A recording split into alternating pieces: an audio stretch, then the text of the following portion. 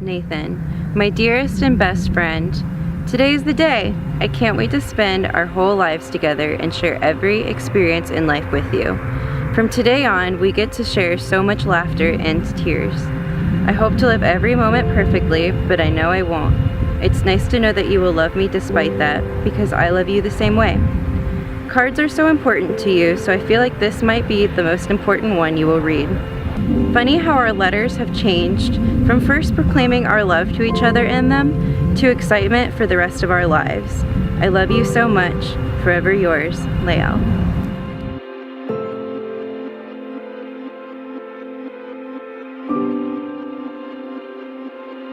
Dear Mrs. Callan, today is the day. Today is our day. You're going to be beautiful, and I can only hope to not make you look bad. Can you believe that this is happening? I can. Who would have thought we would have started with me asking you out in the worst way possible to being married? I mean, you want to go on a date with me? We have been through so much together.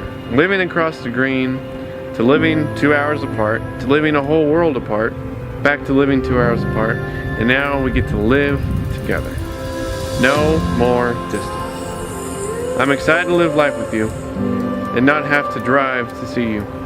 But I wouldn't have changed anything. You have helped me grow so much in the past year and a half. Thank you for looking past all the rough parts of me and seeing the good. You pushed me to be a better man and a better Christian. You are a beautiful woman of God. I'm so glad He has brought you to me. You compliment me in all the right ways. You know me better than anyone else. I'm so glad to have you.